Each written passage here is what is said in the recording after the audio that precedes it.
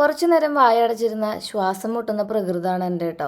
അങ്ങനെ എല്ലാവരോടും ചാടിക്കേറി വർത്താനം പറയില്ല എന്നുണ്ടെങ്കിലും വേണ്ടപ്പെട്ടവരെടുത്ത് കുനു കുനു കുനു കുനൂന്ന് വർത്താനം പറഞ്ഞുകൊണ്ടിരിക്കുന്ന ഒരാളായ ഞാൻ ഇന്ന് ലെഗ് വർക്കൗട്ട് ചെയ്ത് എനിക്ക് വൈബിനൊത്ത ഒരാളെ കിട്ടിയപ്പോൾ വർത്താനം പറഞ്ഞ് ഈ സ്ട്രെച്ച് അങ്ങോട്ട് ചെയ്യാൻ മറന്നുപോയി. അത് കഴിഞ്ഞ് വീട്ടിലെത്തിയപ്പോഴാണ് സ്ട്രെച്ചൊക്കെ ചെയ്തത് കേട്ടോ, അതും ഈവനിങ്ങിന്. എപ്പോഴും പറയാറുള്ള പോലെ വർക്കൗട്ട് വെറും 30%, ബാക്കി 70% നമ്മുടെ ഡയറ്റും വെള്ളം കൂടിയും ഉറക്കവും അതുപോലെ തന്നെ റെസ്റ്റും ഒക്കെയാണ് ഇതിൻ്റെ മുഖ്യം എന്ന് പറയില്ലേ. അതിൻ്റെ ഭാഗമായിട്ട് ഒരു പുതിയ ബോട്ടിൽ നമ്മൾ മേടിച്ചിട്ടുണ്ടായിരുന്നു. 2 സ്ട്രോ ഉണ്ട് കേട്ടോ. അതിൽ ഈ ഒരു സംഭവം നമ്മുടെ ഈ സ്റ്റെയിൻലെസ് സ്റ്റീലിൻ്റെ സ്ട്രോ കഴുകാൻ വേണ്ടിയിട്ടുള്ളതും ഇതിൻ്റെ ഉള്ളിലൊക്കെ അഴുക്കിയിരിക്കുമ്പോൾ അതൊക്കെ നീക്കം ചെയ്യാൻ വേണ്ടിയിട്ടുള്ളതായിട്ടുള്ളതാണ് കേട്ടോ.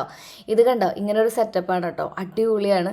പുതിയ ബോട്ടിലൊക്കെ വെള്ളം നിറച്ച് കുടിക്കാൻ നമുക്ക് നല്ലൊരു ഇൻട്രസ്റ്റ് തോന്നില്ലേ. അതും ഇതുപോലത്തെ അടിപൊളിയായിട്ടുള്ള ന്യൂ ടെക്നിക്കുകളൊക്കെ അടങ്ങിയിട്ടുള്ള ബോട്ടിലാവുമ്പോൾ 3 വട്ടമൊക്കെ റീഫിൽ ചെയ്ത് നമ്മുടെ ആ ടാർഗറ്റ് നമ്മൾ അറ്റൈൻ ചെയ്യും കേട്ടോ. സ്റ്റീക്ക് ഉണ്ടാക്കാം എന്ന് പറഞ്ഞ് എടുത്ത് വെച്ചിട്ട് നീളനെ അരിഞ്ഞെടുത്ത് വെച്ചിട്ടുണ്ടായിരുന്ന ബീഫാണ്. ഇനിയിപ്പോൾ ഇന്ന് പ്രോട്ടീൻ ഇൻടേക്ക് എത്തിക്കാൻ വേണ്ടിയിട്ടും കുറച്ച് ഹെൽത്തി ആയിട്ട് വൈകുന്നേരം ഫുഡ് കഴിച്ച് ഫില്ലിംഗ് ആയിട്ട് കിടക്കാൻ വേണ്ടിയിട്ടും ഞാൻ ഇവനെ ഒരു റാപ്പാക്കാൻ പോവാണ് കേട്ടോ. മഞ്ഞപ്പൊടിയും ക്രഷ്ഡ് ചില്ലിയും നമ്മുടെ ഗരം മസാലയും ഉപ്പും ചേർത്ത് നമുക്കൊന്ന് വേവിക്കാൻ വെക്കാം.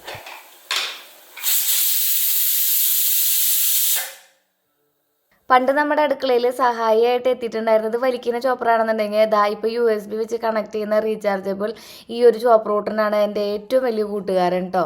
പുള്ളി ഒത്തിരി വലിയ പണിയെടുക്കില്ലെങ്കിലും ഇതുപോലെ ചോപ്പിംഗ് പരിപാടികളൊക്കെ നല്ല അടിപൊളിയായിട്ട് ചെയ്തുതരും. അപ്പോൾ നമുക്ക് കുക്കുംബറും ക്യാരറ്റും തക്കാളിയും ഒക്കെ ഇങ്ങനെ കുനുകുന അരിഞ്ഞെടുക്കാം. എന്നിട്ട് കുറച്ച് ഒലിവ് ഓയിൽ ജസ്റ്റ് ഒന്ന് സ്പ്രേ ചെയ്ത് കൊടുത്തിട്ട് നമുക്കൊരു 2 മുട്ട അതിലേക്ക് പൊട്ടിച്ചൊഴിക്കാം കേട്ടോ. ഈ മുട്ട എന്തോരം വേണമെങ്കിലും കഴിക്കാം, അതൊക്കെ ഹെൽത്തിയാണെന്നേ. ഹോൾ മുട്ട കഴിക്കുന്നതുകൊണ്ടും വലിയ കുഴപ്പമൊന്നുമില്ല, ഗുഡ് ഫാറ്റ് ആണ്. പിന്നെ നമ്മൾ അതനുസരിച്ച് ബാക്കിയുള്ള ഫാറ്റ് ഇൻടേക്ക് ലോ ആക്കണമെന്നേ ഉള്ളൂ.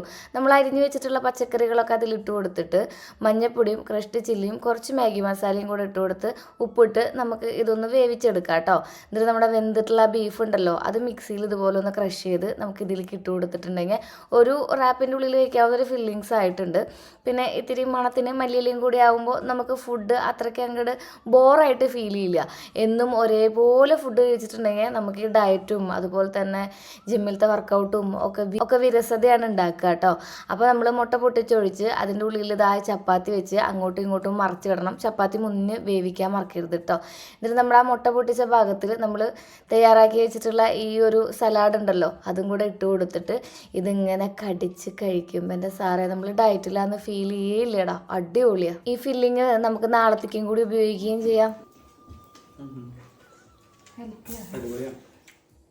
മടുപ്പ് തോന്നാതെ ഇഷ്ടത്തോടുകൂടെ എന്ത് കാര്യം ചെയ്താലാണ് അത് ശരീരത്തിൽ പിടിക്കുള്ളൂ, മനസ്സിന് പിടിക്കുള്ളൂ എന്ന് പറയുന്നത് വളരെ കറക്റ്റാണ്. ഇത് അടിപൊളിയാണ്.